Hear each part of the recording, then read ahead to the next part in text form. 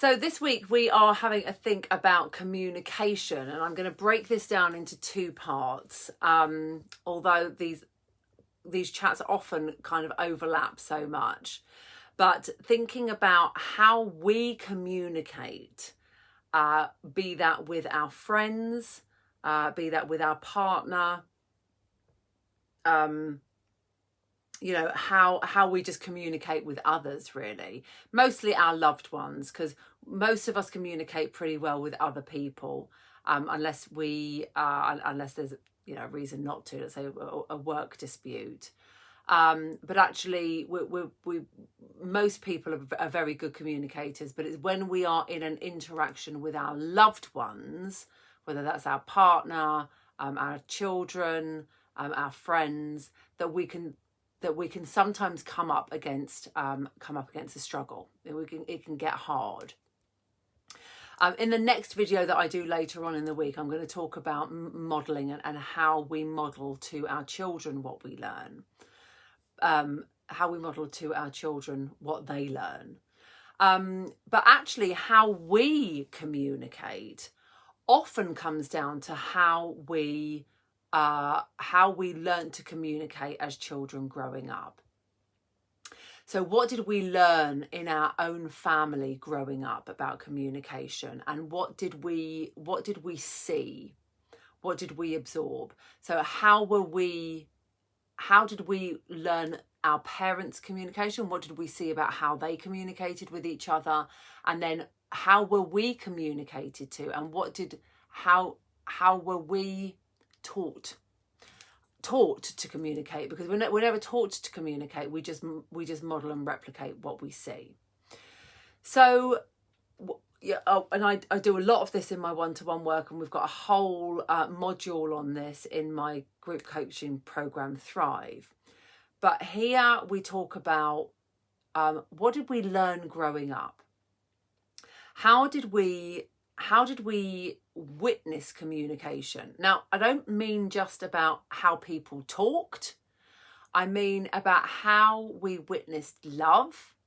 What did we learn about expressing emotions? Actually, all of this is about expressing emotions. All of this is about learning to understand your emotions, and then how to verbalize them, how to vocalize them, how to make sense of them with somebody else.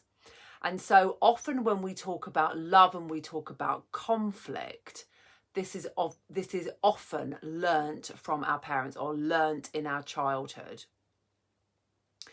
So if you are raised in a family where there is a lot of conflict, where there is a lot of arguing, there is a lot of aggression, the chances are you will also mimic that behaviour.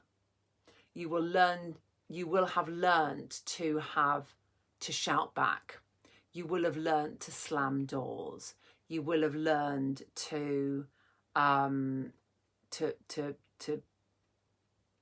manage those difficult situations aggressively. Or maybe you grew up with the silent treatment. Maybe you grew up being frosted out, being ghosted, which is a very shaming tactic, I've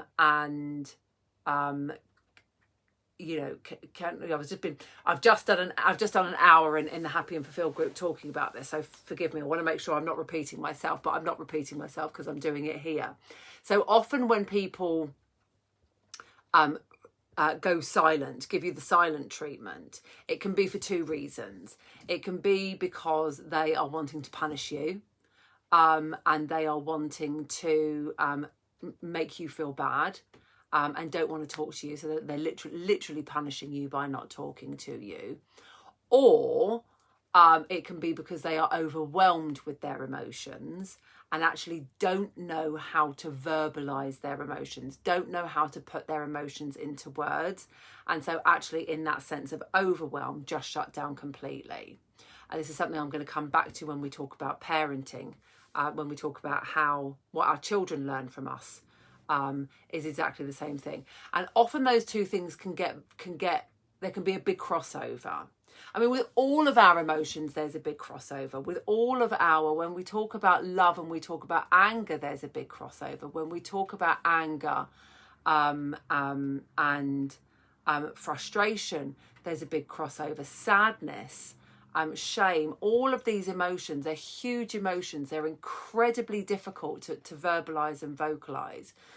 And so when we get into a fallout, when we get into an argument with either a partner or a loved one, if you haven't been raised to have a voice, if you haven't been raised to understand your emotions and to verbalize your emotions, or even, as is the case with a couple, two or three of my clients at the moment, raised actually to not have a voice, raised to not share those feelings and opinions, then you grow up not being able to share them as an adult, or not without doing considerable work, right? I mean, a lot of deep work. And so it's very difficult. So when we talk about managing conflict in a relationship, let's just say like in a marriage or in a long-term relationship, it can be very difficult if you've got somebody, if one of you or both of you finds it very difficult to verbalize emotions. It can be, you can have a whole array of difficulties in terms of aggression, shouting, door slamming, silent treatment, sulking, ghosting, all of that becomes very difficult. And so when you've got all of that going on, if you're not able to step up, and I say step up in not in any way either dismissive or patronizing, but actually step up and actually have the difficult conversations, it's very, very, very difficult to resolve them. And then that's where resentment builds in a relationship. It not necessarily in a love relationship, in any relationship where you are not able to verbalize and vocalize your feelings and emotion. Resentment can come in very easily, because you're not ever having an opportunity to feel heard, and you're not ever having an opportunity to share.